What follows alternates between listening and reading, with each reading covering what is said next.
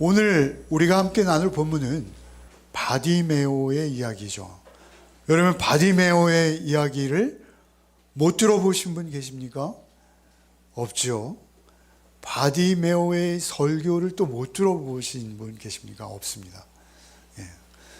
오늘 여러분과 나누는 말씀은 사실 여러분이 이미 익히 너무나 잘 알고 있고 들어서 세부적인 내용까지 어쩌면 저보다 더 꿰뚫고 있는 내용일 수도 있겠습니다만은, 사실 말씀에 새로운 것은 없습니다. 그럼에도 불구하고 그 말씀이 우리에게 새로운 것처럼 날마다 들려오는 게 우리에게 사실 복입니다. 처음처럼 들을 때마다 새롭게 그렇게 말씀이 들리는 것보다 복은 없다. 저는 이렇게 여깁니다. 오늘도 간절함으로 그 바디메오의 사건이 마치 어제 있었던 일인 양, 그리고 새로 마치 인터넷 어떤 포털 사이트에서 금세 읽는 사건의 보도인 것처럼 그렇게 우리가 되었으면 좋겠습니다. 우리가 이렇게 은혜를 사모하며 깨달음을 얻고자 나아갈 때 이 바디메오 사건을 통해서 우리에게 새롭게 각자 주시는 말씀이 있을 것이다. 저는 그렇게 확신합니다. 46절을 한번 읽어보겠습니다. 그들이 여리고에 이르렀더니 예수께서 제자들과 허다한 무리와 함께 여리고에서 나가실 때 디모에의 아들 맹인 거지 바디메오가 길가에 앉았다가, 그들이라고 본문에서 말하는 것은 예수님과 제자들이죠. 그런데 또한 그 길에는 많은 무리들이 있었던 게 분명합니다. 이제 유월절이 내일로 다가온 것이죠. 그 2, 3일 어간을 두고 사람들은 사마리아를 피해서 요단강 동편으로 여리고를 거쳐서 예루살렘을 오릅니다. 여리고에서 예루살렘은 약 30km 정도, 하루 한나절 길인데요. 그 길이 오르막입니다. 심지어 조금. 그래서 그 오르막길을 오르는 많은 무리들이 있었을 것이죠. 그 무리들 가운데 합류하기 위해서 막 여리고를 나서고 있는 거예요.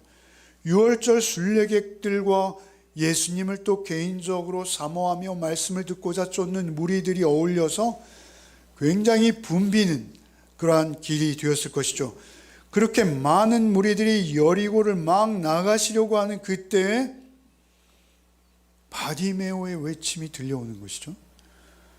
바디메오를 오늘 본문에 어떻게 소개합니까? 디메오의 아들인 맹인 거지 바디메오. 디메오의 아들이라는 것으로 봐서 그의 아버지도 아마 심지어 로마에 있는 성도들이 마가복음의 수치인이지 않습니까?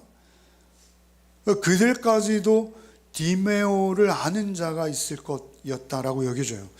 그 유명한 디메오의 아들인 거지 맹인 바디메오, 특별히 맹인이라고 하시죠. 전혀 앞을 볼 수 없었다라고 여겨져요. 많은 주석학자들은 날 때부터 소경이었을 것이다. 그 맹인, 그리고 그의 직업은 뭐예요? 거지입니다. 사실 요즘은 맹인들이 직업을 가질 기회가 있습니다. 많이 있죠. 그러나 당시의 소경은 선택의 여지가 없었어요. 그저 빌어먹고 사는 방법 외에는 어떤 먹고 살 길이 없는 것이죠. 그래서 소경이었고 맹인이었고 확실히 거지였던 디메오의 아들 바디메오가 거기 있었던 것이죠.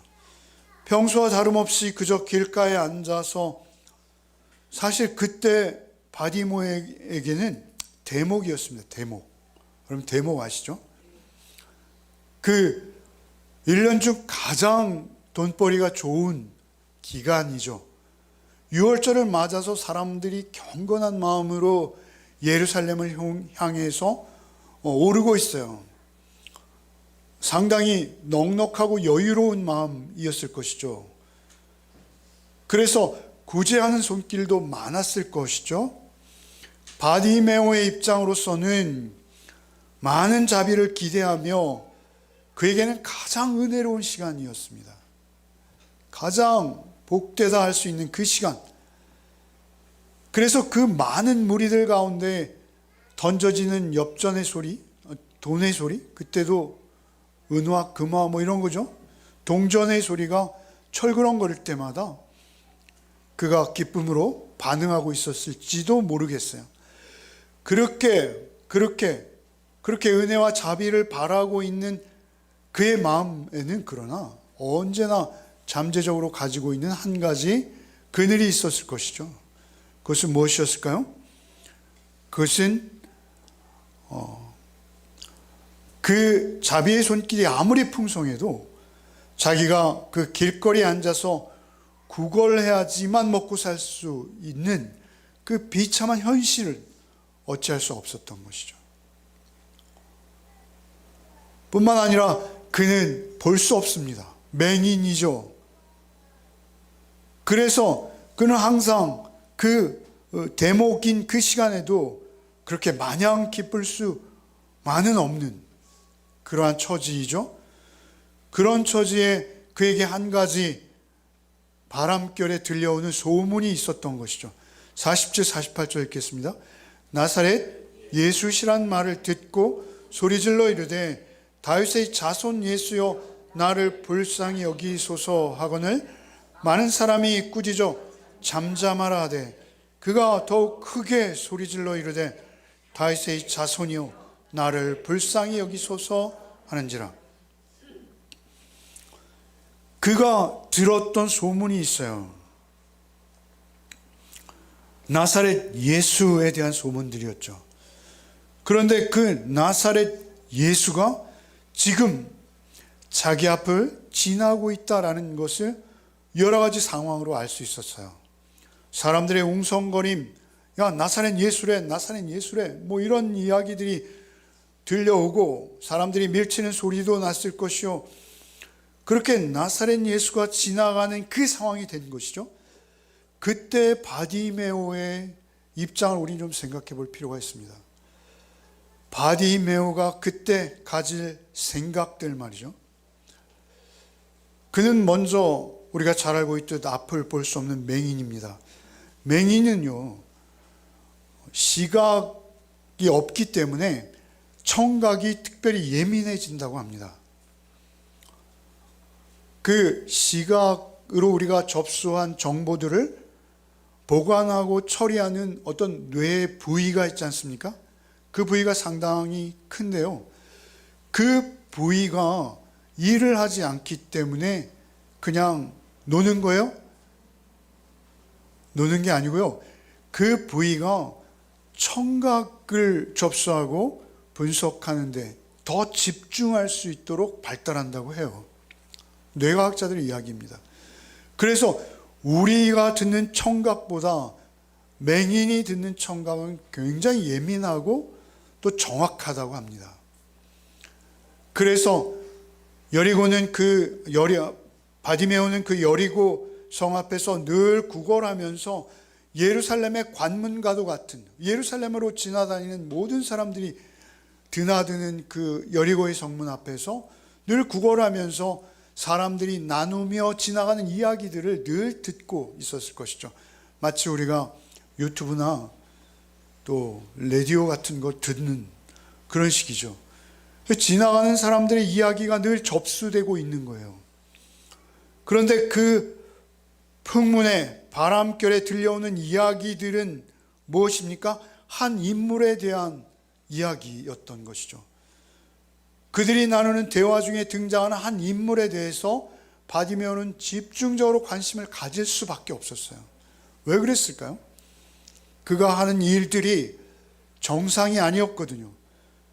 들려오는 소문으로 그것이 진위, 그 소문이 진실한 것인지 거짓인지 바디메오는 더 금세 분별할 수 있었을 거예요. 아, 농담하는구나. 아, 거짓말이네? 정말 그랬단 말이야? 이런 분석력이 바디메오에게는 더 엄청났을 거예요. 그런데 한 인물에 관한 소문이 계속 들려오는 것이죠. 그가 귀신을 쫓았다, 문둥병을 고쳤다, 심지어 죽은 사람을 살리더라, 내지는 맹인이 눈을 떴다 하더라. 특별히 맹인인 바디메오에게는 그 소식이 적지 않이 충격적이었을 것입니다. 떡 5개와 물고기 2마리로 5,000명을 먹였다더라. 에이, 그 거짓말이야. 그런데 지나가는 어떤 사람의 소리에서는 그 현장에 있던 사람의 생생한 소리도 들을 수 있었을 거예요. 그러한 소리들을 계속 접수하고 있었다라는 것이죠. 그의 가르침은 서기관이나 랍비나 그동안 우리가 성경을 배웠던 사람들과는 전혀 다른 차원이래, 이런 이야기도 들었을 것이죠. 그리고 그가 고향에서 배척을 받았대. 그런데 그 배척받을 때 그가 회당에 들어가서 읽었던 말씀이 있는데 그것은 이사야서라는 거야. 이러한 말씀도 들었을지 모르겠어요. 예수님에 관한 모든 소문들이 바디메오에게는 예사롭지 않게 들려왔던 것이죠. 여러분, 예수께서 고향 나사렛에서 읽었던 말씀이 특별히 바디메오에게는 관련이 있습니다. 우리 한번 읽어볼까요? 누가복음 4장 18절 이하 한번 여러분 읽겠습니다. 시작. 주의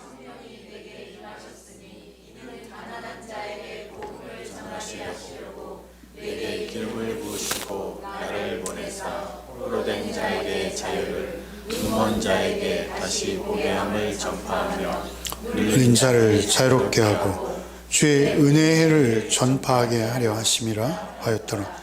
책을 덮어 그 맡은 자에게 주시고 앉으시니 회당에 있는 자들이 다 주목하여 보더라.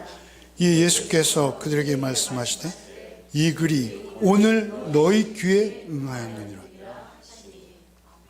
특별히 이것은 아주 이스라엘 사람들에게 잘 알려진 말씀이죠. 오실 메시아, 그 메시아께서 행하실 일들을 이사야 선지가 예언한 내용이죠. 가난한 자에게 복음을 전하게 하시고, 그리고 눈먼 자에게 다시 보게 함을 전파하시는 그런 분이 오실 것이다. 그런데 바디메오는 그 앉은 자리에서 많이 들었죠. 예수께서 오병이어를 베푸시기 직전에 가난한 자, 복이 있나니 천국, 하나님의 나라가 그런 자들의 것이다. 이것은 보통 때 듣지 못한 이야기예요. 전혀 다른 내용이에요. 애통하는 자, 복이 있나니 그들이 위로를 받을 것이다. 이런 말은 없던 말씀이에요. 선지자나 서기관들이 하던 이야기가 아니신 것이죠. 더구나 놀라운 것은 눈먼 자를 다시 보게 함을 전파하신다.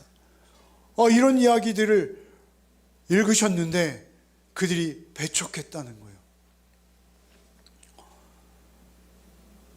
오늘 너에게 임했다. 나는 그 말 때문에 그들이 예수님을 낭떠러지에 떨어져 죽이려 했다는 거예요. 그런 소문도 들었을지 모르겠어요. 그래서 바디메오는 믿기 시작한 것이죠. 바디메오의 믿음은 그냥 어느 날 갑자기 있었던 믿음은 아닙니다.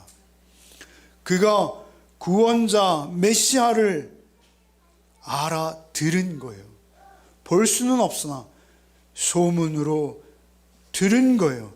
그리고 그가 지금 자기 주변에 지나가고 있는 거예요. 분위기로 느끼는 거예요. 이 매일 구걸을 해서야 연명할 수 있는 비참한 현실, 자신의 그 눈먼 운명에서부터 벗어날 수 있는 기회가 지금 자기 앞에 지나고 있는 거예요. 그걸 의식한 거예요. 그 절대절명의 기회, 그리고 그 기회와 함께 자신의 입장에서의 절박함이 바디메오가 느끼는 감정인 거예요. 그렇게 지나가고 있는 예수, 그 예수를 바디메오는 붙들기로 한 겁니다. 붙들기로 한 거예요. 그러나 볼 수가 없지 않습니까?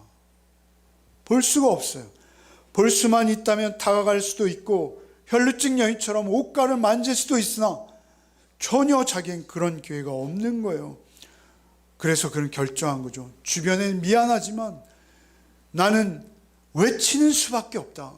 내가 듣고 말할 수 있으니 말로 외치자. 결단한 거죠. 그래서 심각한 민폐가 되지만 다윗의 자손 예수여 나를 불쌍히 여기소서. 주변이 만류했죠. 시끄럽다. 지금 이 중차대한 시기에 중차대한 입장에서 네가 웬 소란이냐. 그래도 그는 한 번 외친 것이 아니라 계속 반복해서 그들의 만류를, 그들의 제지를 뿌리치고 다윗의 자손 예수여 나를 불쌍히 여기소서라고 반복해서 외친 것이죠. 여기서 우리가 특별히 주목해야 될 부분이 다윗의 자손이라는 단어입니다. 잘 알듯이 다윗의 자손, 예수, 그리스도, 예수라는 이름으로 불려지고 있었어요. 예수라는 랍비로 여겨지고 있었어요. 예수라는 이름으로는 불려지고 있었으나 다윗의 자손이라고 불려진 적은 없습니다. 그런데 놀라운 것은 맹인, 거지, 바디메오, 디메오의 아들 바디메오가 다윗의 자손. 여러분, 예수께서 예수의 제자들에게 물었죠. 사람들이 나를 뭐라 하더냐. 더러는 선지자라고 더러는 엘리야라 하더이다. 그렇죠. 거기까지입니다. 그러나 다윗의 자손이라는 것은 구약 성경에 익숙한 우리에게는 금방 알아들을 수 있는 내용이죠. 다윗의 자손으로 오실 약속된 구원주, 메시아, 그리스도, 그분이시라는 거예요. 다윗의 자손 예수요. 이것은 예수, 당신은 메시아이십니다. 당신은 구약에 약속된 우리의 구원주이십니다. 메시아, 예수요. 다윗의 자손 예수요. 나를 불쌍히 여기소서. 이 누추한 자리에 남루하게 남들에게 빌어먹고 살고 있는 나를 불쌍히 여겨 주십시오. 당신은 가난한 자가 복이 있다 하시고 애통하는 자 복이 있다 하셨고, 그리고 그러한 자들에게 또 은혜를 베푸시는 분 아닙니까? 계속 외친 것이죠. 그런데 제자들이 입을 틀어 막으려는 것이죠. 제자들의 가치관, 그들의 세계관이 그들의 행동에 고스란히 배어나는 것입니다. 너 같은 것이 지금 이 중차대한 일을 이루시려는 저 영광스러운 분을 향해서 너와는 너무 거리가 먼 분이야. 너는 상관할 수 없는 분이야. 너는 다가갈 수 없는 사람이야. 그들의 생각엔 너무나 당연한 것이죠. 그들의 눈에는 바디메오가 보이지 않는 거예요. 그러나 그들이 예수님의 평소의 가르침에 조금만 관심을 기울였다면, 그리고 조금만 그 말에 주목하여 듣고 있었다면 그들은 결코 이런 말을 할 수 없어요. 여러분, 오늘 본문이 46절부터 시작되지 않습니까? 그 46절 바로 앞에 45절을 한 번만 읽어봅시다.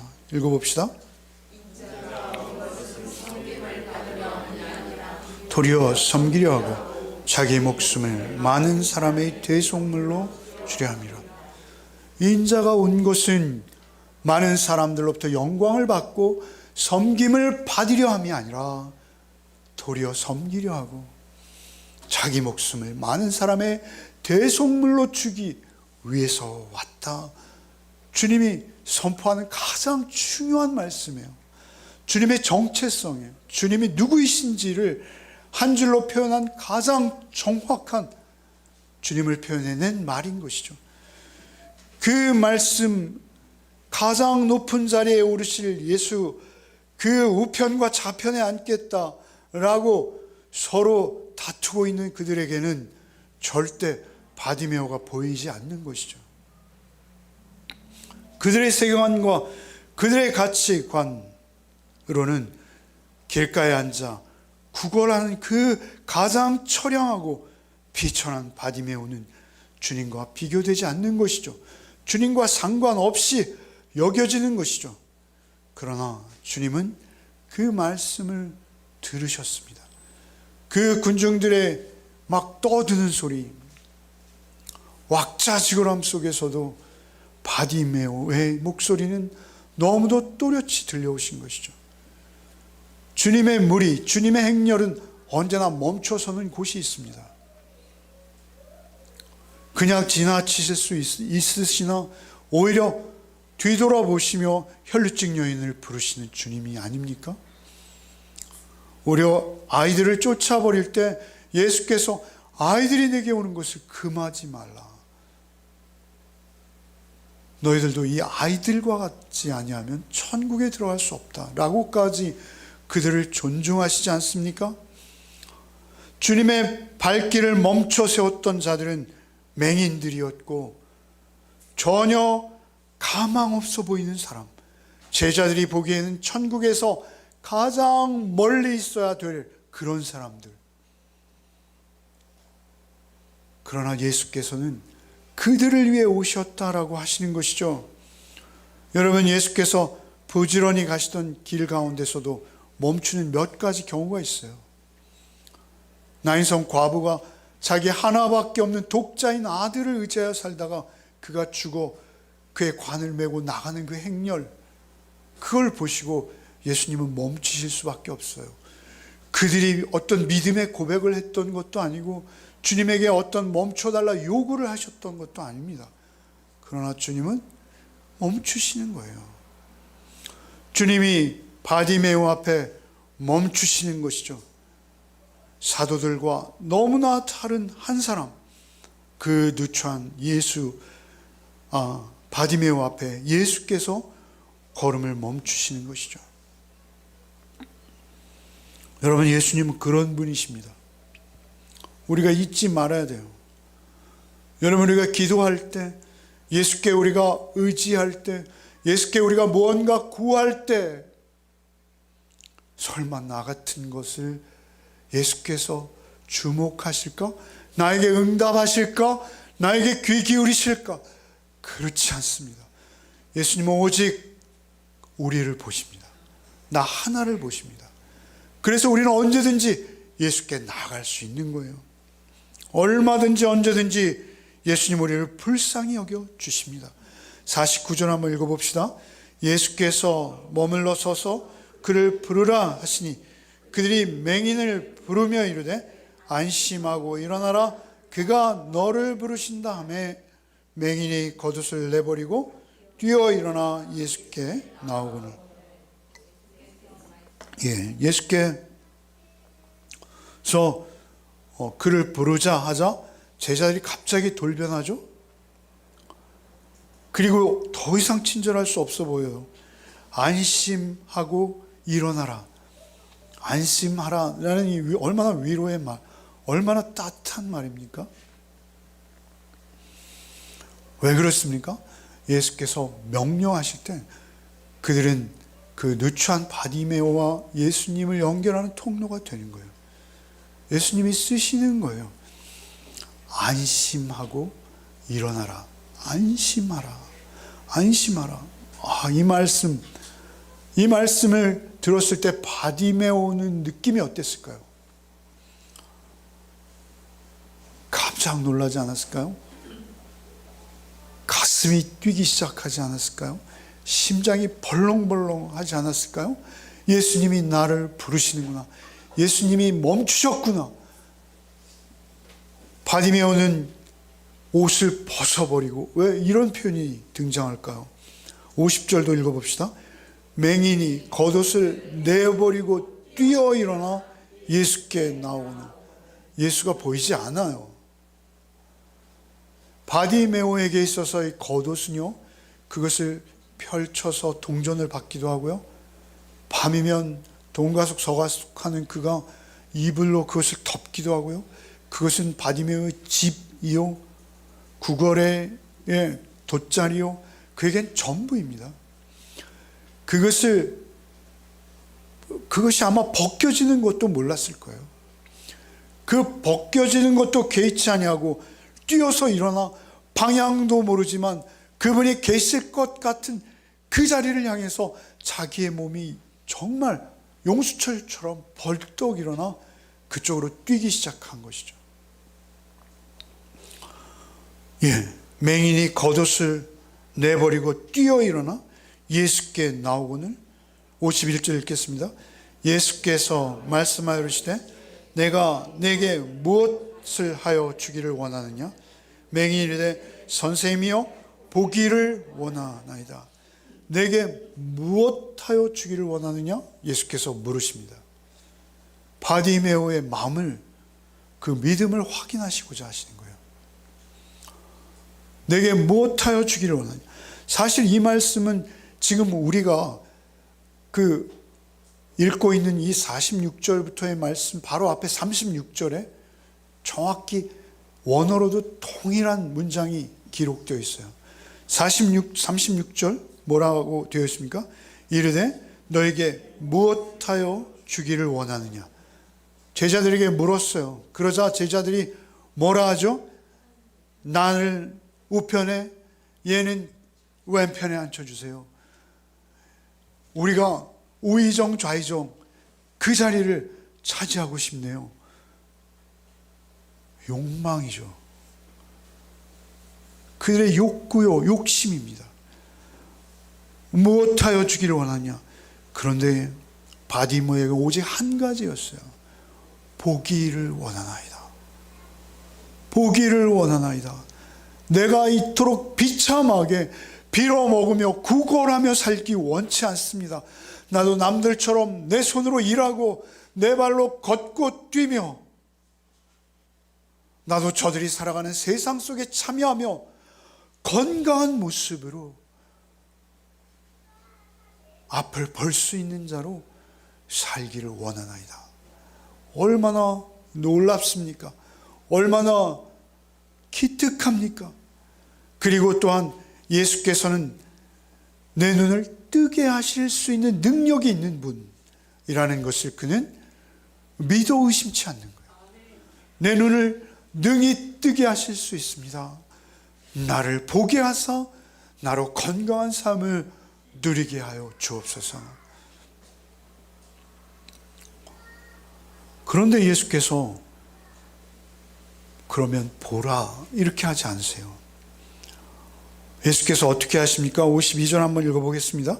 예수께서 이르시되 가라 내 믿음이 너를 구원하였느니라 하시니 그가 곧 보게 되어 예수를 길에서 따르니라. 보라라 하지 않냐고 가라 이렇게 말씀하세요. 여러분, 예수님께서 앞서 맹인을 치유하신 기적이 있으시죠? 8장에 있습니다. 여러분, 마가복음은 세 덩어리예요. 큰 덩어리가 세 덩어리. 예루살렘에서의 마지막 한 주간, 그리고 앞에 예수님의 정체성에 대한 1장부터 7장, 8장부터 지금 이 맹인 보따리, 인크루지오라고 하죠. 보따리 구조로 되어 있는 이 안에 예수님의 예루살렘으로 가는 여정이 기록되어 있어요. 왜 예루살렘에 가시는지가 기록되어 있습니다. 그런데 그 가시는 여정 중에 예수께서 야이로의 딸을 살리실 때 어떻게 하십니까? 손을 잡으시죠. 맹인을 고치실 때 손가락을 귀에 넣으시기도 하고요. 못 듣는 자를 고치실 때 침을 뱉어 진흙을 이겨 눈에 바르시기도 하시고요. 어떤 행위를 하세요. 행위를. 그래서 그들에게 은혜를 베푸시죠. 어떤 믿음으로 나올 수 있는 기회와 시간을 주시는 거예요. 그런데 바디메오는 그런 게 필요 없어요. 보라, 이 말씀도 필요치 않은 거예요. 그냥 가라. 내 믿음이 너를 구원했다. 이미 너는 구원 얻었다. 라고 선언하시는 거예요. 치유의 행위가 없는 거예요. 그의 육적인 눈은 당연히 열리는 거예요. 그에게 더욱 큰 은혜는 무엇입니까? 내 믿음이 너를 구원했다는 것이에요. 언제나 그렇습니다. 여러분, 혈루병 여인에게도 동일한 말씀을 하시죠. 믿음이 구원하는 거예요. 그 믿음 주께서 주시는 은혜의 선물입니다. 그럼에도 불구하고 그 믿음이 그 능력의 통로가 되는 거예요. 그들이 입으로 고백하고 주님 앞으로 나올 때 주님께서는 그들의 눈을 열어주신 것이죠. 그의 영적인 눈이 열린 거예요. 사실은 육신의 안목이 열린 것이 아니라 그가 이제 내 믿음이 너를 구원하였노라 라는 말씀답게 그가 이제 예수가 누구이신지 보고 경험하게 된 거예요. 경험할 뿐만 아니라 그 경험을 통해서 그의 믿음은 더욱 굳세어지고 깊어지고 공고해진 거예요. 여러분, 그래서 예수께서 이르시되 가라 내 믿음이 너를 구원하였느라 하시니 그가 곧 보게 되어 예수를 길에서 따르니라.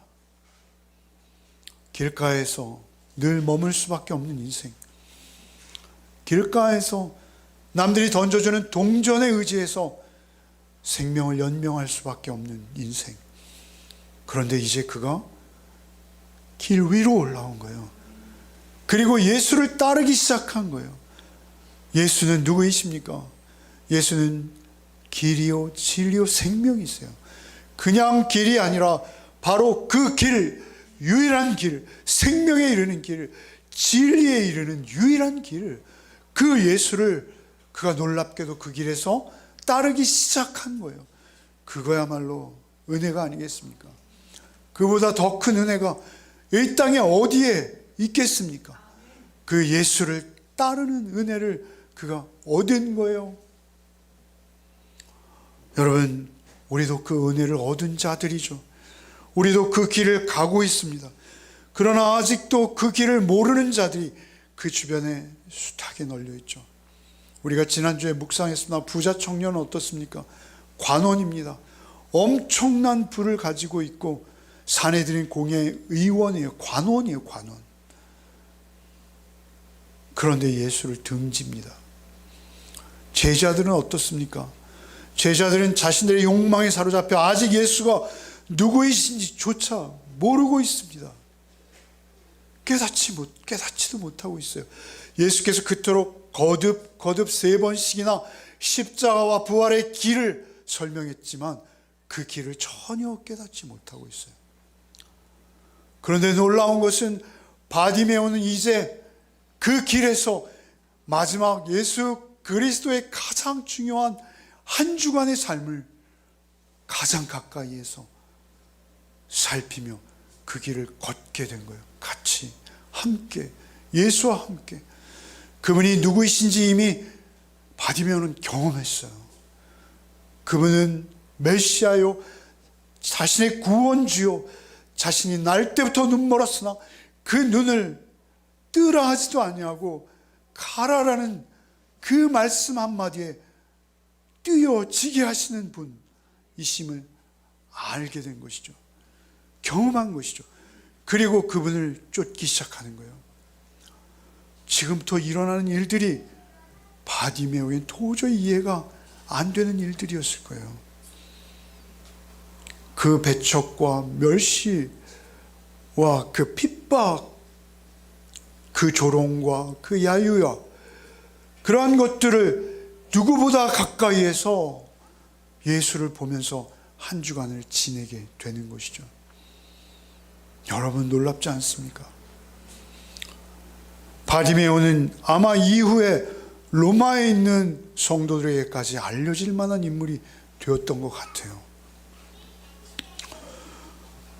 여러분, 똑같은 기회가 온다 해도 똑같지 않습니다. 똑같이 다윗의 자손이라고 고백할 수 있다 하여도 왕으로 군림하는 그러한 다윗의 자손이 아니라 성경에 기록된 대로 십자가에 찔리고 상처받으시고 우리의 죄를 대속하여 우리를 구원해 내실 메시아로 다윗의 자손을 인식하는 것, 이것은 다른 세계입니다. 너무나 대조가 되는 세계입니다. 우리가 예수를 오해할 수 있는 소지가 너무 많은 거예요. 여러분, 우리의 욕망이 우리를 눈멀게 해서 예수를 엉뚱한 분으로 해석하게 된다라는 것이죠.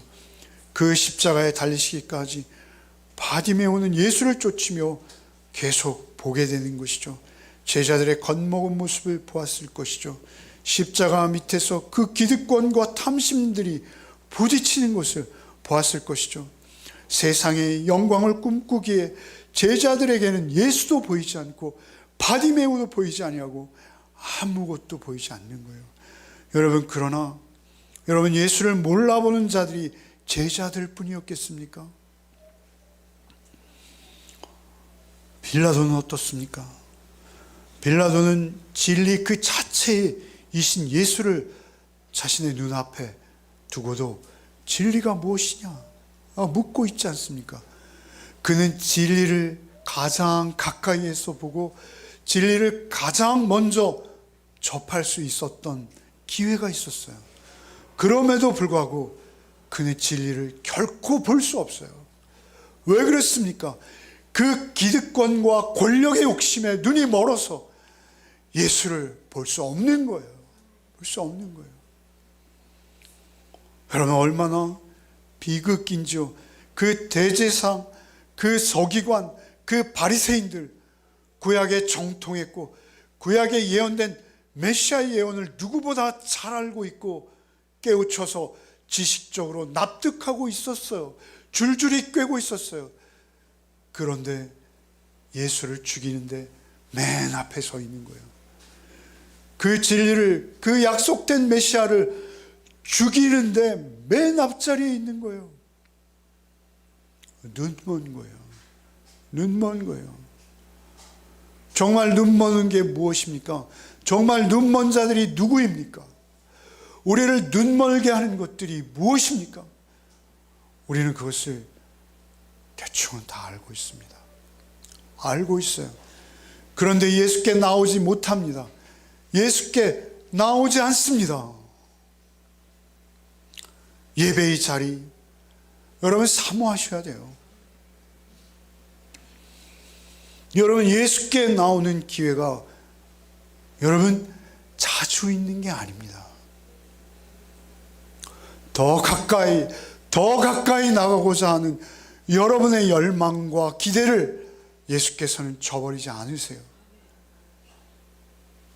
그것을 받으세요. 그것을 인정해 주세요. 그리고 여러분에게 예수를 보여주시는 거예요. 더 가까이에서. 내가 얼마나 지독한 죄인인지, 내가 얼마나 저 십자가 밑의 군상들과 다르지 않은 존재인지 보여주시는 거예요. 여러분, 한 주간 우리는 예수의 마지막 예루살렘에서의 활동을 묵상하게 될 것이죠. 아니요, 2주간이죠. 2주간 3월 31일이 부활절인데요. 부활절 전까지 우리는 계속 십자가 밑의 사람들을 묵상하도록 되어 있습니다. 그들을 묵상하며 그들의 눈을 멀게 한 것은 무엇인지, 그들을 보지 못하게 한 이유는 무엇인지, 그리고 바디메오가 은혜 가운데 보았던 것은 무엇인지 여러분 각자 묵상하셨으면 좋겠어요. 바디메오의 입장에도 서보시고 예수님의 시각으로도 보시고, 그리고 그 밑에 있는 많은 백부장과 빌라도와 헤롯과 그의 많은 군중들과 제사장과 서기관과 바리새인들과 각각 그들의 입장에서 여러분 생각해 보셨으면 좋겠어요.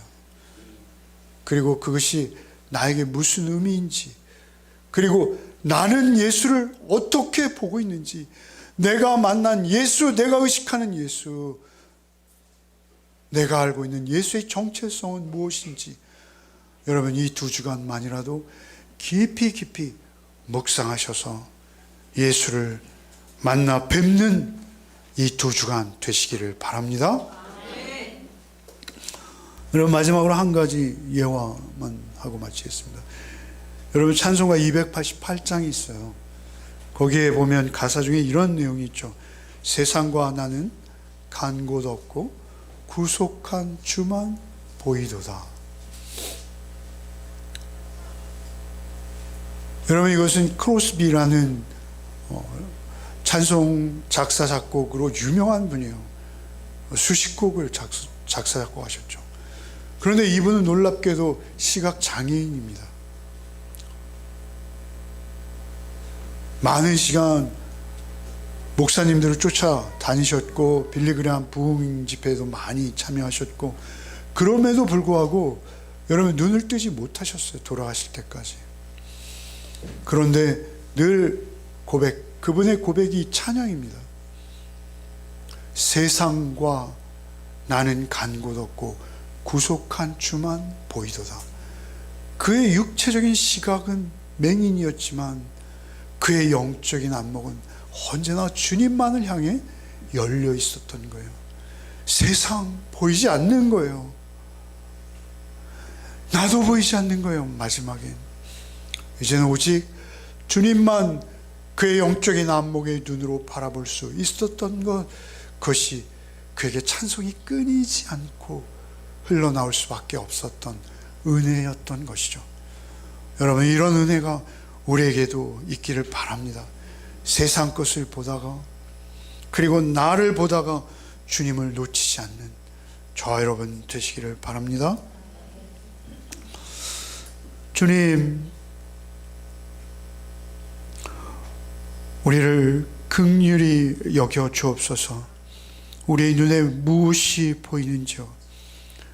우리의 눈에 가득 찬 것이 무엇인지요? 주님, 우리를 긍휼히 여기시고 오직 이 고난의 주간들을 지나며 주님을 묵상할 때 나에게 은혜 베푸사 나를 대속하시고 나의 생명을 구원해 주신 주님만 항상 배없는 복이 우리에게 있게 하여 주옵소서. 주님만을 배웠고 그 길에서 주님을 따르기 시작한 바디메와 같은 은혜가 우리에게도 충만하게 하여 주시옵소서. 우리의 삶 속에서도 주님만 드러나는 복이 있게 하여 주시옵소서. 예수 그리스도의 이름 받들어 기도하옵나이다. 아멘.